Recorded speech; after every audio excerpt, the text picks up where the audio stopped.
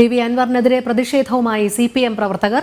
Area കമ്മിറ്റികളുടെ നേതൃത്വത്തിൽ പ്രതിഷേധ പ്രകടനം. ഇതിനിടെ പോലീസ് പിടിച്ചെടുത്ത സ്വർണം ഉരുക്കുന്ന തട്ടാൻ ഉണ്ണികൃഷ്ണന്റെ വീടും സ്വത്തുക്കളും പി.വി. അൻവർ MLA മാധ്യമങ്ങൾക്ക് പരിചയപ്പെടുത്തി.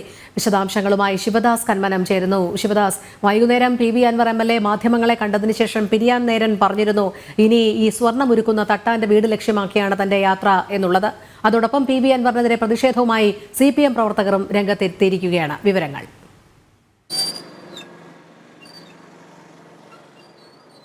രോഹിണി, CPM പ്രവർത്തകർ കടുത്ത പ്രതിഷേധത്തിലാണ്. കാരണം തുടർച്ചയായി പി.വി. അൻവർ CPM-നെയും അതോടൊപ്പം തന്നെ സർക്കാരിനെയും പ്രതിരോധത്തിലാക്കുന്ന വിമർശനങ്ങളും പരാതികളും പ്രസ്താവനകളും എല്ലാം തന്നെ ഉന്നയിച്ചുകൊണ്ട് ഇരിക്കുമ്പോൾ അത് CPM-നെ വലിയ രീതിയിൽ പ്രതിരോധത്തിലാക്കിയിരുന്നു. അതുകൊണ്ട് തന്നെ പാർട്ടി പ്രവർത്തകർ വലിയ രീതിയിലുള്ള പ്രതിഷേധത്തിലാണ്. ഇന്ന് മലപ്പുറം ജില്ലയുടെ വിവിധ ഭാഗങ്ങളിൽ പാർട്ടി പ്രവർത്തകർ വലിയ രീതിയിൽ തന്നെ പ്രതിഷേധ പ്രകടനങ്ങൾ നടത്തി. പ്രത്യേകിച്ച് പി.വി. അൻവർ MLA-യുടെ വീടിന് മുൻപിൽ ഫ്ലക്സ് ബോർഡുകൾ വെച്ചിരുന്നു. പി.വി. അൻവർ MLA-യുടെ മണ്ഡലം കൂടിയായ നിലമ്പൂരിൽ വലിയ രീതിയിലുള്ള പ്രതിഷേധ പ്രകടനം നടന്നു. അവിടെ MLA-യുടെ കോലം കത്തിച്ചോ വലിയ രീതിയിൽ മുദ്രാവാക്യങ്ങൾ വിളിച്ച് അത്തരത്തിലുള്ള പ്രതിഷേധ പ്രകടനങ്ങൾ നടത്തി.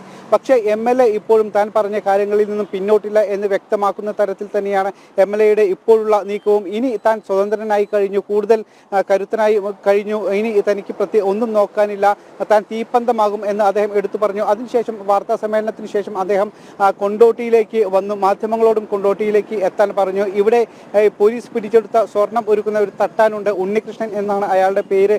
അയാൾ ഇത്തരത്തിൽ സ്വർണം ഒരുക്കി, ഈ രീതിയിൽ പോലീസിൽ നിന്നും ലഭിച്ച സ്വർണം ഒരുക്കി അതിൽ നിന്നും അനധികൃതമായി സ്വത്ത് സമ്പാദിച്ചിട്ടുണ്ട് എന്ന് നേരത്തെ തന്നെ അദ്ദേഹം ആരോപിച്ചിരുന്നു.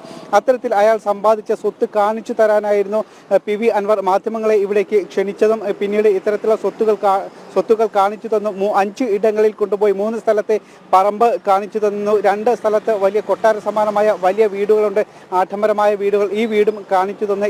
ഇത്തരത്തിൽ സാധാരണ രീതിയിൽ സ്വർണം ഒരുക്കുന്ന ഒരു തട്ടാന് ഇത്തരത്തിൽ വലിയ വീടുകൾ ഉണ്ടാക്കാൻ കഴിയില്ല എന്ന് നമുക്കൊക്കെ തന്നെ അറിയാം. പക്ഷേ ഇവിടെ ഈ രീതിയിൽ സ്വർണം ഉരുക്കി പോലീസിനെ എല്ലാം കബളിപ്പിച്ച് അല്ലെങ്കിൽ പോലീസിന്റെ അനുവാദത്തോടു കൂടി തന്നെ ഇത്തരത്തിൽ വലിയ തട്ടിപ്പ് നടത്തിയാണ് ഇയാൾ ഇത്തരത്തിലുള്ള വലിയ ഒരു പണക്കാരനായത് എന്ന് അൻവർ പറഞ്ഞു വെച്ചു. അതോടൊപ്പം തന്നെ അൻവർ ഇനിയും പറഞ്ഞ പ്രത്യേക കാര്യം, ഇനിയും താൻ പോരാട്ടം തുടരും, വേണമെങ്കിൽ മറ്റു സെക്യുലർ പാർട്ടി രൂപീകരിക്കും, മതേതര പാർട്ടി രൂപീകരിക്കും, കൂടുതൽ ജനങ്ങളുടെ പിന്തുണ ഉണ്ടെങ്കിൽ ഇത്തരത്തിലുള്ള സെക്യുലർ പാർട്ടി രൂപീകരിക്കാൻ താൻ ഒരുക്കമാണ്. അതിനുവേണ്ടി 12 ജില്ലയിലെ 16 മണ്ഡലങ്ങളിൽ പര്യടനം നടത്തും എന്നും അൻവർ പറഞ്ഞിട്ടുണ്ട്. എന്തായാലും അൻവർ പോരാട്ടം തുടരുമെന്ന് തന്നെയാണ് പറഞ്ഞിരിക്കുന്നത്. അതോടൊപ്പം ഒറ്റ കാര്യം കൂടെ അൻവർ പ്രധാനമായും പറഞ്ഞ ഒരു കാര്യം കൂടി, ഇനി പാർട്ടിയിലും അതോടൊപ്പം തന്നെ സർക്കാരിലും വിശ്വാസമില്ല, ഇനി ജുഡീഷ്യറിയിലാണ് വിശ്വാസം. അതുകൊണ്ട് വരും ദിവസങ്ങളിൽ നിയമപരമായി മുന്നോട്ട് പോകും എന്നും അൻവർ സൂചിപ്പിച്ചു.